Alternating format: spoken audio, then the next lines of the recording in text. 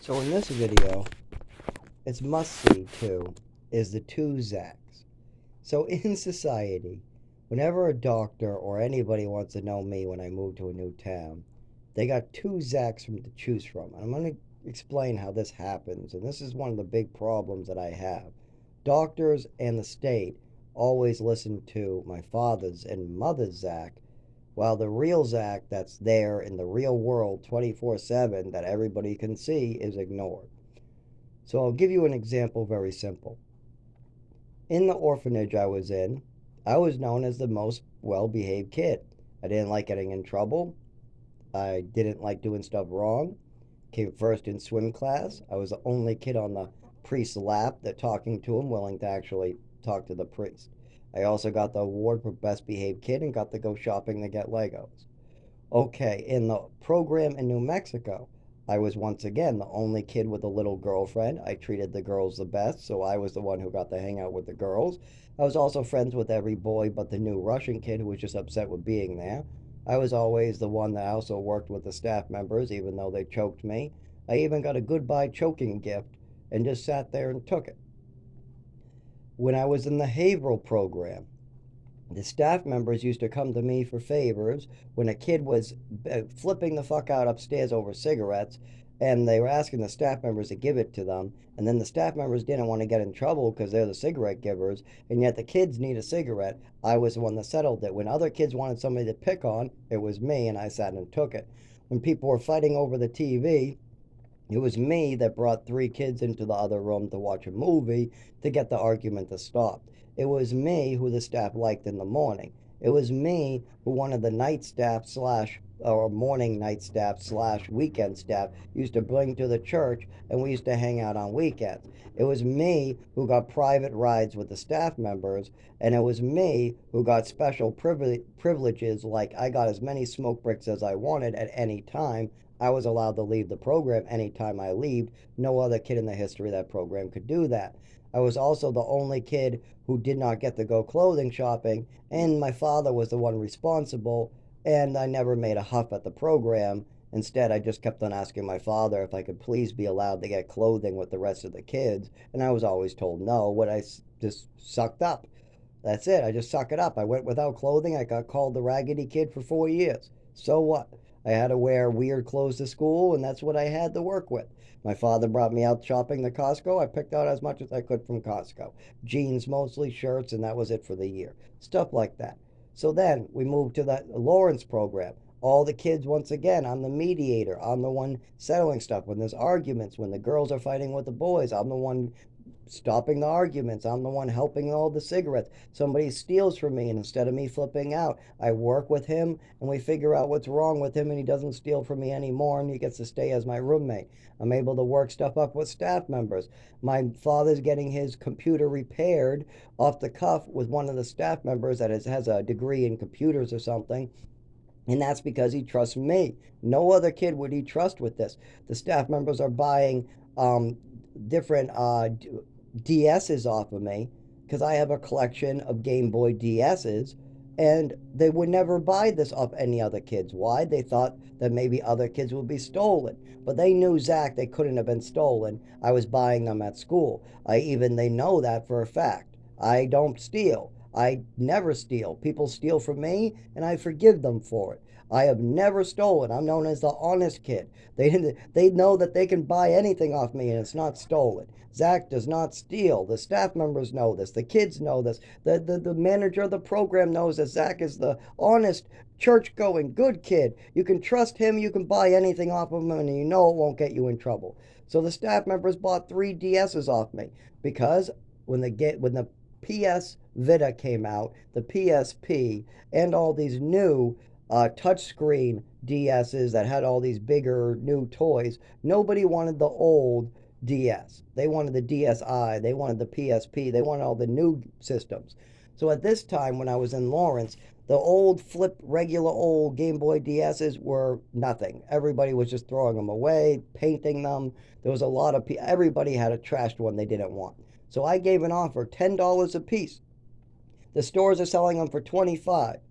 Okay, they're buying them for $5, $10. I'll give $10 right now to anybody who wants to get rid of their DS. And I had 3 takers and 1 person in the program took. So 4 DSs stacked up for just $40 out of my paycheck. And then what I did is I just held on to them, telling the big adults, hey, $20, $20, it's yours. It works. I tested it out. All buttons work.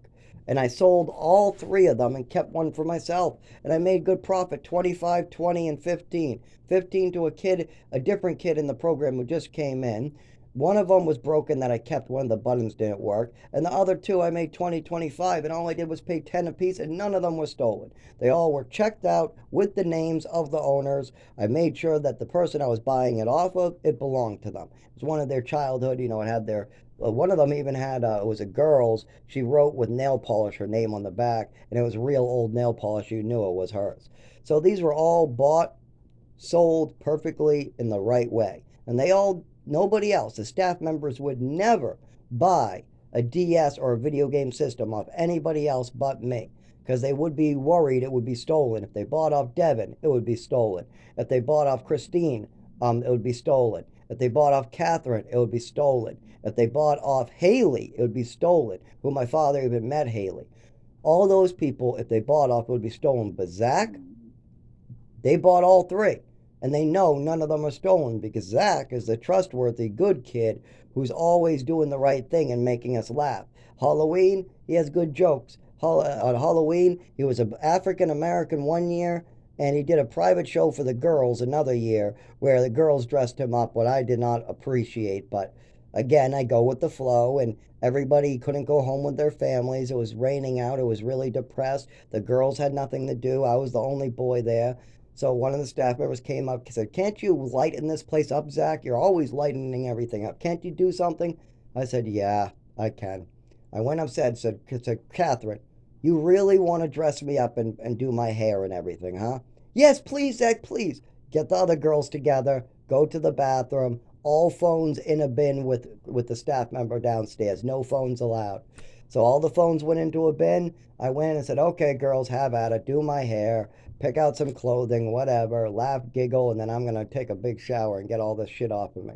And they had a big blast. And I forgot one thing. The staff member took a picture. Yes, that fucking cunt. Now, she actually, I did like her a lot, and I shouldn't call her that because she did get fired for drinking on the job. But anyway, she took a picture, but that was a staff member. But it went fine. None of the other boys found out about it, and everybody got half of them, they're orphans, they're foster families, they're not allowed to go home I'm stuck there, not allowed to go home at the time. It was me, Catherine, and one other girl. There was 3 of us stuck there all weekend, raining out, nothing to do. And they don't play video games like the other boys do. I'm not big on video games. I have them, but it's not my thing. I only play them with the other boys when they get bored. So there's nothing. And Catherine doesn't have any marijuana to smoke outside. And even if she did, that only covers her and maybe me. The other girl doesn't smoke, so I solved the problem. So I'm always known as the kid that can never steal, is way too honest. If you ask him, he tells the truth. Like, for instance, when they asked the other kids if they were smoking marijuana, they said no, no, no, as they smelled like marijuana. So they're lying through their teeth about smoking marijuana. But when I was called into the office and they asked me if I was smoking marijuana, I said, yes, I smoked off property. Yes, I did.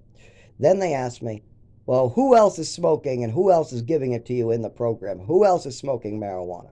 Now, I could have lied and said nobody's smoking marijuana, but everybody's reeking like marijuana. The whole program reeks like marijuana. There's a bunch of 19-year-olds, 20-year-olds, 21-year-olds.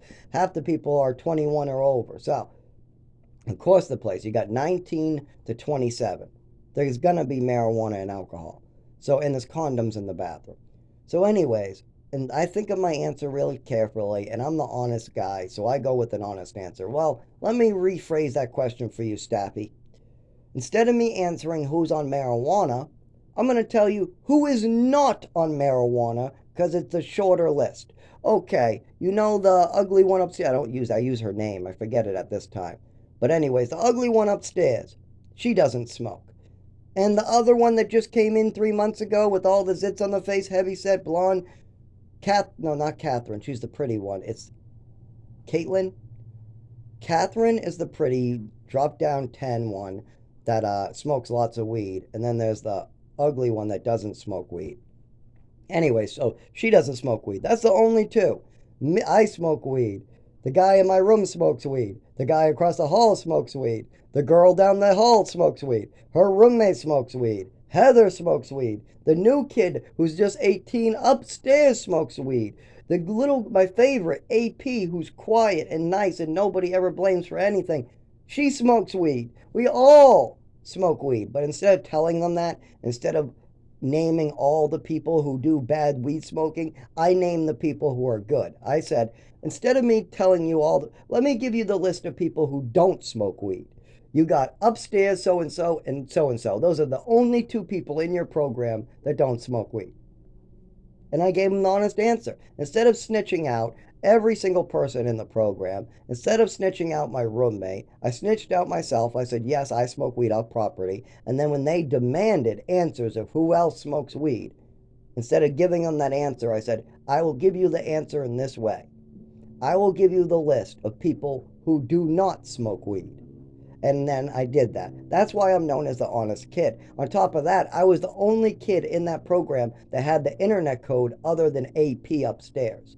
Only me and AP out of every kid.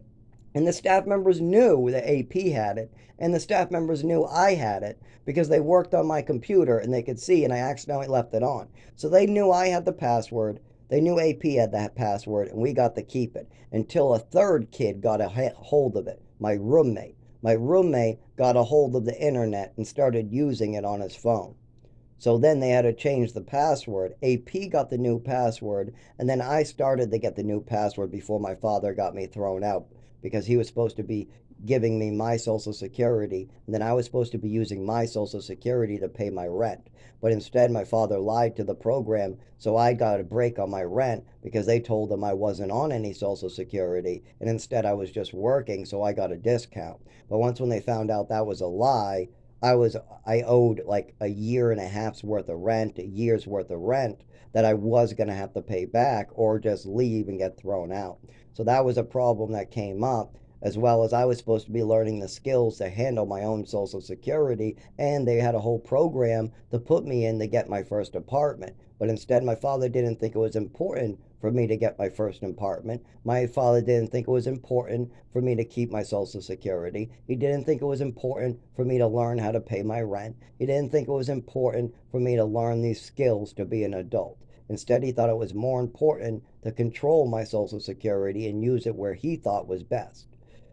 And that was illegal, and he got in trouble, and then I had to bail him out, which he didn't even keep his end of the bargain with the agreement. I bail him out of trouble, and he makes a deal just to keep doing what's right as a father. Your son needs social security to live. You made a big mistake with his housing. The whole plan that he was going to need for his future has been destroyed. So now we're going to need that social security for him. So all you have to do is hire a lawyer and do everything in your power to keep his social security going. Still to this day, he hasn't kept his bargain. He could keep his bargain tomorrow. I'm going to Social Security and still working with them, and 11 years later. I mean, that was at age 19. I'm now 31, and I'm still struggling because of him not keeping his bargain. I should have signed the paperwork, took the money, and took my revenge, or there was a lot more. I still need to get my health back. I still needed answers from my mother, who was alive at the time. She still had me all fooled with her bullshit. Doctors were still misinformed. So there would be a lot more than just signing the paperwork. I would need to sign the paperwork, get a lawyer, press charges. My mother I would have to keep alive somehow. I would have to keep her from drinking and killing herself. So it's just impossible. Would have, could have, should have bullshit. But here's where you get confused with the two Zachs. So the real Zach that everybody's known from childhood is somebody that you could trust with your money, you can trust with your secrets. He's a wheeler and a dealer. He'll get you what you need. You can do whatever you feel like if you make a mistake, as long as it's not hurting anybody. He doesn't care. He's able to work with people. If you buy something off of Zach, you know it's not stolen. You know it's not illegal. If you're working with Zach, it all works out good. Zach's only interest is to help you. He doesn't want anything from you. Zach doesn't need anything from you. He just wants to help you. Or if you're making a deal, you both make out. Zach's never going to make a one-sided deal for himself. Zach is always okay with taking the short end of the stick as long as there is a stick. But if you take the big end of the stick, Zach gets the short end of the stick, and then you just take the whole stick away and say, haha, it's all mine, that's when Zach gets upset. But as long as you keep to your deal where Zach gets the short end and you get the large end, everything goes okay with Zach. This is the Zach that everybody knows. The one that likes to go to church while all the other kids don't. The kid, the Zach that likes to try to come up with a deal like investing $40 into DSs by buying them up legally off the people that own them and then trying to sell them. The reason why I say that is I know lots of other kids that would steal stuff and try to sell it. That's fucked up. But see, in my program, they knew they could buy this off of me. Not only because I'm trustworthy, because they checked on me before. And it always comes back with, nope, that was mine and I sold it to Zach for $10. What's the problem? Well, we just wanted the double check. Well, after so many double checking, they know that you're a good person. But say, my father and mother, they continue to come up with the theories and they don't double check properly. They don't know what the fuck they're talking about. Like, for instance, let's say you find a half empty whipped cream bottle, you put it upside down and you spray, and it comes down a little liquidy. Your son says that he held it and ate it while playing video games. Okay, if you're stupid and you don't have all the facts, then you might think maybe he's getting high. But if you just try to get the facts first, like how many cans of whipped cream does it take to get a buzz? Has your son tried to do this before? How could have this happened in other ways? What is your son telling you? And in the program, when things happen like this, was there ever any problems? No. Zach was always known as the kid best in the program, the goody two-shoes in the corner that did what he was told, the kid who would let other kids just walk all over him, the kid who's always just having people run right through him and do whatever the fuck they want. And people love telling stories about Zach too, because he'll just cry in the corner going, please stop telling stories about me. Please stop lying about me. Please stop lying about me. And then you'll just get the lie some more. And the parents will go in on it too. As soon as the parents hear a bad lie about their son, they'll double down on it. They'll believe it. So you don't even got to argue with the parents. If you say that Zach took something, Zach says he didn't, and then the parents want to double down on it, it works every time. Just look at his swimming medal. Yes, Zach won a swimming medal in an orphanage. That's all that happened. But at the age of 7, now the doctors have it established, the schools have it established that Zach runs around stealing swimming medals, putting his names on things. I was stealing no more than any other kid in our family. Seth, we got my nephew. I steal things during my childhood just as much as Seth or Javier stole during their childhood. No more, no less. The difference is the parents. See, when I won a swimming medal in an orphanage, I was a thief. When my nephews win a swimming medal in their class, they did a good job. When I'm hyperactive and running around, I'm a crazy kid that needs to be medicated. When they're running around and hyper, they just need to go outside. When I play with a book of matches at age 5 in a closet and trying to figure out how they light, I'm trying to burn the house down. When my nephew brings a lighter and plays with a lighter in school, he just doesn't know what he's doing and he needs to stop playing with lighters. When Zach has a health condition and an overdose on the floor from medications, he needs to sleep it off. When my nephews have a pill on the floor they ate, they need to go to the emergency room right away. When Zach does something good in school, he needs to be punished, and the mother is going to make a fantasy about him about being such a bad boy. But when my nephews do a good thing in school, they get rewarded. When Zach misses 3 years of education, it's no big deal, and we don't need to talk about it. When my nephew misses 3 years of education, somebody's in trouble and somebody's a bad dad and bad mom and they need to fucking get their shit together. When Zach gets a ruler to the face for no reason other than the mother is going nuts, it's no big deal.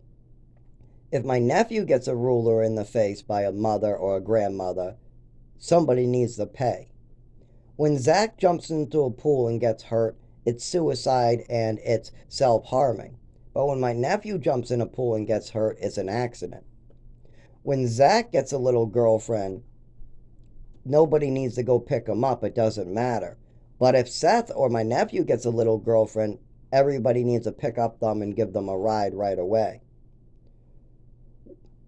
When Zach is being over medicated and drooling on the floor and can't stay awake, or if he looks all tired during a birthday party, it's no big deal. If Zach's adoption party, he looks like he's about to pass out and fall asleep on the floor, it's no big deal. He's just depressed.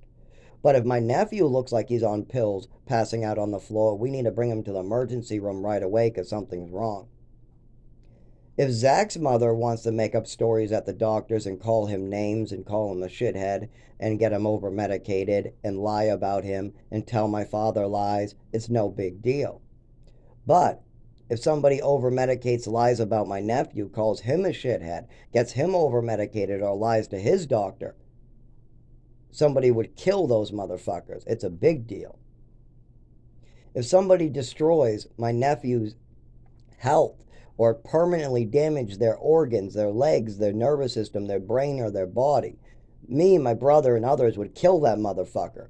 If somebody permanently damaged the body of one of our loved ones, we would kill that motherfucker. But if my mother and father damage my body for life, it's no big deal. If I talk about it, it's just a fantasy. If my nephew talks about something horrible, we all got to jump together and help him right away. If my nephew or niece got hurt in any way by anybody, we all got to jump together and help them. If my niece is raped, we got to track down the motherfucker and kill them. If somebody poisoned my nephew and he can't walk right anymore, we need to get that motherfucker help right away, and we need to get the motherfucker, kill him who did it to him. We need to get the motherfucker that did it, and we need to kill him, torture him, and then the person, that my nephew itself, they need to get doctor help right away. But me? No, I just got to go in the woods and die. Nobody cares. I don't need help. Nobody cares who did it to me. Nobody wants to listen. If my nephews and nieces came forward with something scary that happened to them, something horrible at age 7, at age 9, at age 12, at age 15, at age 19, at age 24, we all listen and we ask questions and we want to help them. But if I do it at age 7, nobody gives a fuck. If I do it at age 9, nobody gives a fuck. If I do it at age 12, nobody gives a fuck. There is the difference. Somebody can poison, rape, burn me, my own mother. I can go without education. I can go without the ability to drive, and nobody cares. Zach can't drive because he can't move his body properly. Who cares? But my grandson can't drive because somebody hurt him? Oh my God. We better do something right away. Zach is having organ failure because of something my wife did. No big deal. My grandson is sick because something that my son did. Oh my God, we better do something right away. This is the real problem. It has nothing to do with me or my nephew. We don't have the problem. If me and my nephews do the same thing, like my nephew brings a lighter to school, I bring a lighter to my closet, whatever, the same action, same childish thing. He steals a lighter from my bag, or he steals stuff from the room, or he steals stuff from another kid as he's age 7. I steal stuff from another kid in school, and I'm a thief. The difference is I have a mother making up stories about me about swimming medals and other things that I'm not even stolen. These are things I got at McDonald's, things I got for a swimming class in the orphanage, things I got and they were given to me and the staff members wrote my name on. But yet I got a mother that's crazy, something my nephew doesn't. See, that's the difference right there. Nobody is bringing my nephew to a doctor's office, bringing his swimming medals in, making stories about them, trying to establish fake illnesses. Nobody's making up stories about my nephew. When my nephew steals a lighter and brings it to school, he just took a lighter without permission and he tried playing with a lighter. That's it. But when I take a book of matches into the closet and try to figure out how to light those. I'm trying to burn the house down. What's the difference? My mother is the one trying to say I'm burning the house down. Anybody could do that with any 5 year old or 7 year old. Any 7 year old is going to do these things. They're going to learn to be an adult. That's it. Kids are kids. Teenagers are teenagers. 20 year olds are 20 year olds. 30 year olds are 30 year olds. We're all different in different ways, but we all have that same learning curve. We all are children. Nobody gets a 40 year old knowledge plugged into them at age 3 automatically, like my mother and father think that I automatically got. I don't know what the fuck crazy thoughts they had, but they think that age 7, I have some 40-year-old concepts. They think I have the knowledge of a 40-year-old man. And if I don't, then I'm in trouble. And if I can't explain my swimming medal from the orphanage, then I must be a liar, a thief, have fantasies, and need drugs right away. That's the difference. The difference is that I had different mothers and fathers. They made different choices in my life. When I needed medical care, I was trafficked to another state. When I won a swimming medal, they told people I was a liar and a thief. When I played with a match, I was trying to burn the house down. When I was sucking on my skin after an overdose, I'm suicidal. That's my mother's and father's words, not mine. But see, that's the big difference here. My nephew and niece, they do the same things I did. The difference is their parents don't have all these stories to tell. They call it, well, my son just played with the lighter, that's it. And he doesn't do that anymore. So what? That's all. My son took Zach's lighter. So what? I don't want to talk about it. It's nothing. No big deal. But see, you talk to my mother and father about it. My son was burning down the house. He wanted to light the house on fire. He wanted to burn us all down alive. Yes, my face would have been all burned and scratched. And oh my God, oh my God, oh my God. That's my mother for you, like that. Instead of going, oh yeah, my son was curious with matches and he wanted to figure out how to light one. He was playing with matches. We taught him. I gave him a spanking. It's all done with. Nope. Instead, there has to be drugs involved. There has to be rulers. You got to take my swimming medals away and call them all these different things that aren't true. You need to come up with all these fake mental illnesses to try to get all this attention. And that's what my mother's all about. The difference is I have different mothers and fathers. The difference isn't that I'm crazy and my nephew is normal. No, the difference is that my mother and father poisoned me repeatedly, did horrible things to me, had no conscience whatsoever about my future and the harm they would have been causing their child. Every single decision they made. I mean, the overdose at age 7, do they have any idea how painful it is to have your nervous system fried at age 7 and never get medical care? Do they have any